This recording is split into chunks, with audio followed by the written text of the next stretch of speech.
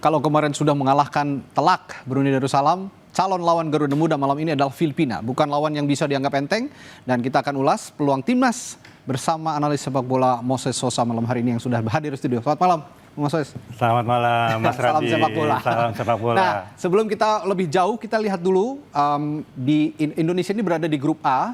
Kita akan tampilkan VT-nya. Putaran keempat ya? Ya. Oh, ini di ada AFF. di grup A, ada Indonesia, Malaysia, Filipina, Brunei Darussalam. Ya. Kemarin Filipina mengalahkan Malaysia. Ya sepertinya di luar dugaan ya. Ya. Malaysia kan biasanya punya tradisi melawan. Tapi kali ini sepertinya meskipun Malaysia tidak terlalu banyak keeping ball, tapi Filipina akhirnya yang bisa keluar sebagai pemenang. Anda Betul. melihat bagaimana calon lawan kita malam hari ini? Ya, Filipina yang memang di luar dugaan ya. Filipina bisa mengejutkan Malaysia, mengalahkan mereka 2-0 dengan bermain ya dengan begitu-begitu saja.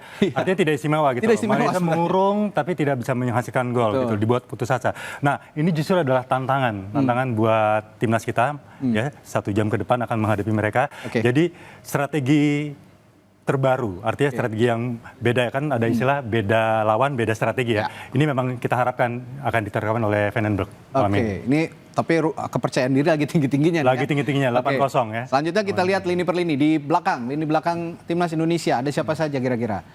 Di lini belakang timnas kita, Ya. dari kiper dulu. Dari penjaga gawang sepertinya Cahya Supriyadi tidak akan tergantikan ya. Kalau kemarin starternya Cahya kan sempat diganti, sepertinya akan ada alternatif malam hari ini menurut Moses? Lawan Brunei kita menang 8-0, starternya Ardiansa ya. Jadi Ardiansa ya, jadi clean sheet. Sepertinya memang Van den Berg akan menerapkan don't change the winning team. Ya. Saya pikir Ardiansa akan berada di bawah misar gawang sejauh ini. Ya kita lihat perkembangannya nanti seperti apa. Walaupun sebenarnya Cahya Supriyadi dan Dava juga punya peluang untuk itu. Punya peluang untuk itu. Oke, di lini belakang setelah penjaga gawang ada beberapa nama juga. Saya lihat kemarin juga ada Ferrari dan beberapa nama lain, yakni dia Brandon Shoneman, Kakang Rudianto, Donitri Pamungkas, Alvarezi Buffon, Ferrari, Kade Karel, Frankie Misa, dan Ahmad Maulana. Kira-kira starter center back kayaknya bakal 4 lini belakang karena diisi 4 orang ya. Ya, sebenarnya lagi-lagi tidak akan mengubah formasi ya. 4 di belakang seperti saat melawan Brunei, Ahmad Maulana ada di fullback kanan, kemudian di fullback kiri ada Donitri Pamungkas, dan di tengah Ferrari berduet dengan Brandon. Ini pemain-pemain yang memang reguler bermain di Liga 1, Super League sekarang ya. Selain Brandon ya, Brandon baru masuk di tim. Oke, ke lini tengah, kita sekarang ke lini tengah. Kita akan tampilkan juga. Sepertinya kemarin juga punya peran cukup besar dan Robbie Darwis. Sangat. Ya. Robbie Darwis, Rehan Hanan, Tony Firmansyah, Firman Juliansyah, Arkan Firkiri, dan Yardan Ali. Lagi-lagi the winning team akan dipertahankan. Di starter pada saat melawan Brunei, Arkan Fikri bermain, kemudian Robbie Darwis dan Tommy Firmansyah. Ini sangat solid.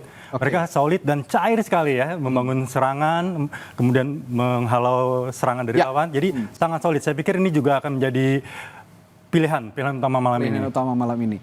Selanjutnya kita ke lini depan, tentu saja ada Jens Raven di depan dan Hoki Caraka, seperti nama-nama itu. Ada Hoki Caraka, Victor Detan, Altaf Indi, Jens Raven, Rahmat Arjuna, dan Dominikus Dion. Tapi kemarin sempat terpincang-pincang. Gimana kabar terakhir yang Anda terima tentang Jens Raven? Jadi memang ada kans bahwa Jens Raven ini diragukan ya untuk tampil malam ini ya. Kita lihat saja apakah dia akan masuk starter atau tidak. Tapi yang menarik begini, Mas Radhi, bahwa kalau Mas Radhi lihat kita menang 8-0, ya di babak pertama itu kita unggul 7-0. Ya, dengan 3 pemain depan ada Jens Raven, Rahmat Arjuna, kemudian ada Victor Detan ya kalau saya kemarin. Ada Rehan Hanan. Nah, di babak kedua ya Rehan Hanan ditarik bersama Rahmat Arjuna dan kita hanya mencetak 1 gol. Jadi memang ini memperlihatkan bahwa pilihan pertama starter pada saat Brunei bisa jadi opsi utama disajikan melawan. Kenapa kalau Anda melihat kemarin agak kendor di babak kedua lini serang kita? Ya bisa jadi karena ada perubahan atau memang cooling down pemain, ada perubahan komposisi pemain. Jadi yang tadi saya katakan bahwa keluarnya Rahmat Arjuna juga Rehan Hanan itu juga bisa menjadi pengaruh. Ya, jadi seperti itu. Kita menarik juga kita menelaah gol-golnya Jens Raven kemarin, skema-skema yang dibangun. Kita akan tampilkan gol pertama dari Jens Raven berikut ini. Ini dia. Kita lihat kemarin ada terupas kalau saya tidak salah ya. Nah ini dia. Jadi umpan silang ya. Umpan silang dari Rehan Hanan. Sangat baik. Ini kalau misalnya ditarik ke belakang prosesnya menarik tuh yang tadi ya gol pertama ya, karena di situ ada peran Jens Raven juga yang menarik pemain belakang Brunei dipancing sehingga dipancing sehingga mereka fokusnya ke Jens Raven sementara Rehan Hanan bergerak insting di sisi ini yang yang Nah, ini jarang dia. dimiliki oleh striker-striker di Iya. timnas Indonesia sebelumnya memang. Betul sekali Mas Radi. 6 gol, kaki kanan, kaki kiri. Cuma sayangnya memang kita tidak melihat gol dari kepala ya. Oke. Jadi tidak memanfaatkan tinggi badan dia Iya, padahal punya 189 tinggi badan, cm. postur, Iya, postur betul yang sekali. sangat tinggi. Jens Reven. Oke, kita lihat gol yang kedua dari Jens Reven. Ini juga ya. Ini masih. Bolanya Nah, mirip-mirip dari sisi kanan. ya. Ya, Ini tapi kali ini, nah ini gol ketiga. sempat ditepis. Ahmad Maulana, tapi Jens Reven Robbie Darwish, dikasih peluang juga. dia tekuk, kemudian kaki buka kiri. ruang ya, kaki kiri. Jadi Ya. kiri kanan main ya. Jens Kiri Reven kanan ini. main, kiri kanan main. kanan main. Tapi yang seperti saya bilang tadi, tidak ada gol dari kepala. Ini yang Ya. kita tunggu nih, gol dari Oke, kepala nih. dan itu tentu saja umpan-umpan silang yang diandalkan, yang akurat dari para pemain sayap kita. Betul, ini lolos dari jebakan offside. Oh, Ya, yang ini tadi masih ini. yang gol kedua. Kita Betul. tampilkan gol yang ketiga. Kita akan tampilkan gol yang ketiga. Ya, oke, ini umpan lambung dan Iya. pemain belakang tidak bisa mengantisipasi, Reven langsung eksekusi.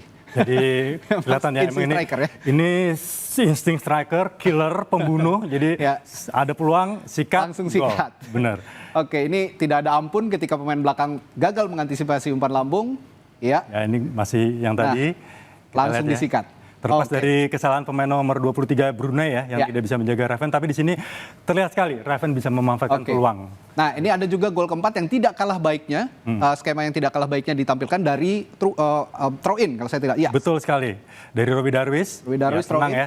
Jadi dingin sekali ya, Dingin tidak sekali. ada power di sana, beda Ya. dengan gol yang Ya. sebelumnya. Jadi Nah, dingin sekali. Kalau melihat gol-gol tadi, Bung Moses, sepertinya kita kan juga punya kebutuhan striker di timnas senior ketika oleh Yeah. Romani tidak bisa bermain karena cedera. Diragukan lah ya, diragukan bermain meskipun belakangan atau hari ini juga Ketua Umum PSSI mengatakan bahwa proses naturalisasi terhadap Mauro Zylstra sedang berproses, sedang berjalan dan sepertinya dipercepat. tinggal finalisasi Yeah. saja.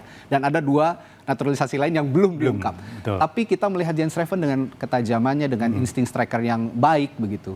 Bisa nggak jadi alternatif kira-kira? Jadi momennya ini memang tepat. Artinya Ya. begini, ketika oleh Romani cedera, ya, kemudian muncullah Jens Reven di permukaan dengan momen turnamen AFF U23 ini. Ya. Dan dia cetak 6 gol. Jadi ya wajar ketika semua mata itu tertuju pada dia. Seolah-olah dia menjadi satu-satunya opsi. Padahal kalau kita lihat kondisi lain. objektif komposisi skuad timnas senior per hari ini, Ya. jadi paling tidak sebenarnya ada 2 opsi yang bisa dilakukan oleh Patrick Kluivert. Yang pertama adalah memanfaatkan striker-striker murni yang ada. Ada Ramadan Sananta, kemudian Hoki Caraka, dan juga Setian Bagaskara di sana. Oke. Ya, jadi striker murni atau memanfaatkan pemain yang bukan striker murni yang bisa ada di posisi nomor 9. Oke. Ya, dan kita pernah melakukan itu di era sebelumnya. Ya. Ada Rafael Strike dan juga Ragnar Ormangun. Jadi sebenarnya kalau ngelihat kondisi objektif skuad timnas senior sekarang, kita bisa melihat itu. Tapi kan ini dinamis. Dinamis, Ya, betul. dan federasi gerak cepat. Ya. Proses dari Jursa tadi dipercepat. Kemudian juga ada 2 pemain baru dan pasti striker. Oke. Jadi Ketum PSSI Pak Erik juga sudah declare ini bukan posisi manapun, ini posisi striker. Jadi Ya. sudah jelas ini untuk opsi menggantikan Oli di sana. oleh Romani. Nah, kalau kemarin sebenarnya Patrick Kluivert juga saya simak kemarin ini dia sedang assess penampilan dari Jens Reven sendiri Betul. di AFF 23 ini. Betul. Bagaimana bisa tampil di timnas senior layak atau tidak. Betul. Tapi kemarin yang menarik, Vandenberg ini sempat menegur Ya. Jens Reven ketika berselebrasi pacu jalur. Pacu jalur. Katanya ini kalau sekali lagi melakukan hal itu di tengah kita sedang unggul besar gitu ya, saya tidak akan mainkan. Ya. Ini memang satu pendisiplinan terhadap pemain yang menurut Anda tepat dilakukan oleh Vandenberg? Ya, saya pikir sah saja ya, tiap pelatih punya karakter dan Ya. cara mendidik yang masing-masing gitu. Ya. Jadi apa yang dilakukan oleh Vandenberg saya setuju dan ini bisa menjadi pembentukan karakter dari Reven. Masih 19 tahun Reven ini. Betul. Seperti itu. Tapi saya tertarik dengan apa yang tadi Mas Radi disampaikan bahwa ini gimana nih Patrick Kluivert melihat Reven. Betul. Ya. Reven maksud saya harus membuktikan penampilan dia di AFF ya. AFF. Dan yang lebih pentingnya lagi adalah bagaimana dia bermain di Super League nanti bersama Bali United. Ya, betul. Itu yang paling Ini penting. baru Kenapa?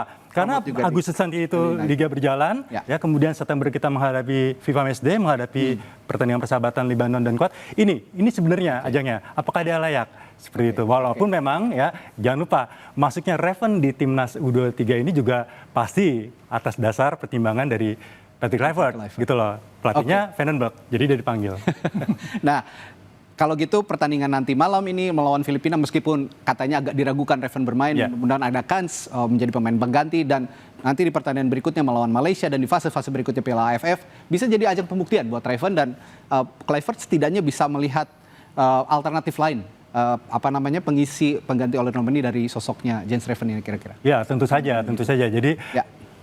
memang terkesan diplomatis ya, Ya. Patrick Kluivert, tapi dia juga di sisi lain juga terlihat tegas bahwa harus buktikan lawan Filipina. Jadi terlepas dari siapa yang dihadapi pada saat kita menang 8-0, Ya. Brunei Darussalam, ya. Nah, masih ada lawan-lawan yang berat. Dan memang grafiknya itu meningkat, Mas Radhi. Kita tahu semua betul. ya. Jadi pertandingan pertama lawan Brunei, sebentar lagi lawan Filipina, dan terakhir lawan Malaysia. Malaysia itu yang berat justru. Seperti itu. Dan nanti masih ada babak selanjutnya. Ini masih babak grup. Belum Jadi, Thailand ya nanti betul. Jadi intinya ya kesimpulannya belum teruji. Oke. Masih perlu pembuktian. Buktikan dulu juara di AFF ya. Perlu pembuktian dan meyakinkan tim pelatih gitu untuk layak masuk ke tim senior. Baik, terima kasih analisisnya begitu menarik, Bung Moses Sosa di Sama-sama. Sapa Indonesia Malam Kompas TV.